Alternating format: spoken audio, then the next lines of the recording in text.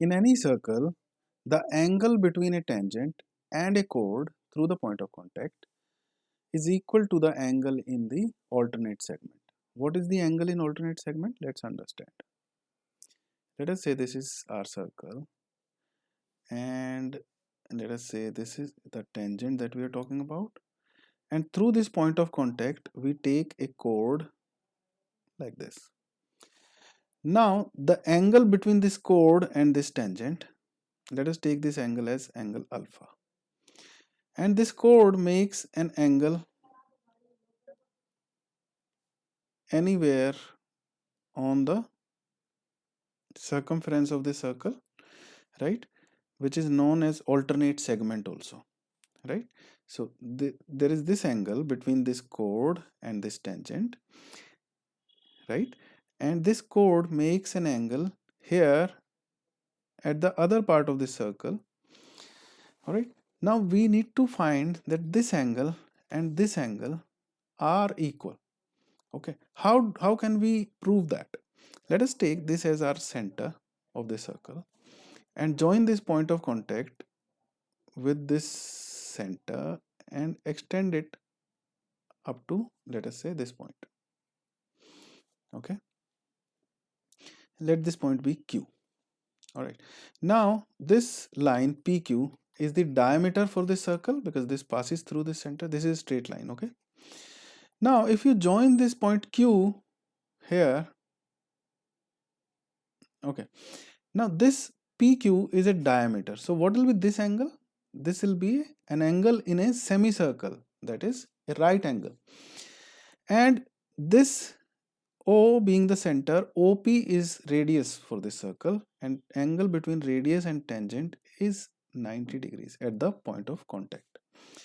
So if this angle is alpha, let me change the color for you to understand it better. If this angle here, it is alpha, right, and this angle is 90 degrees, so what will be this angle? This angle will be 90 minus alpha. Now in this triangle, let us name it as M. In triangle PMQ, this angle is 90 minus alpha, this angle is 90. So what can you say about this angle here? This angle will be alpha because the sum of the interior angles of a triangle is going to be 180, right? So if one angle is 90 minus alpha, another angle is 90, what will be the third angle? It will be equal to,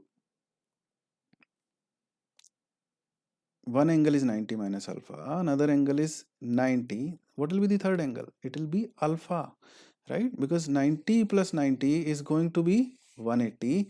This minus alpha has to be cancelled, so I need an angle alpha. So this is alpha, right? If this is alpha, notice this arc PM. This arc PM is making this angle at Q, which is alpha. So what will be this angle made at Q dash? This angle will also be alpha because the same arc PM makes this angle at Q and Q dash, which are in the same side of the circle, right? Angle made by an arc, angle made by any arc at two different points on the same side of the circle are equal, right? So using this logic, I can say that this angle here made by this chord PM, subtended by this chord PM, is equal to this angle between the tangent and this chord. These are also known as angles in alternate segments, right? I hope this is clear to you that angles in alternate segments are equal to each other. Let us look at it once more. If let us say I've got a tangent, this is point of contact, this is a chord, and this angle is alpha. Now this chord will make an angle in alternate segment, that is the remaining part of the circle, right, away from this. So this angle is going to be equal to this angle. How did we prove that? We took the center of the circle, joined this point of contact to this center and extended it up to this point. Now this line is the diameter of this circle. Okay, this line is the diameter. Now if I join this point with this point here, this is an angle made in the semicircle, which is 90 degrees. This is radius and this is tangent, so this angle is 90 degrees. So what will be this angle? This will be difference of 90 minus this angle alpha. So if it is 90 minus alpha, this is 90, so this will definitely be alpha. And this arc here makes two angles, one at this point, one at this point. So these are going to be equal.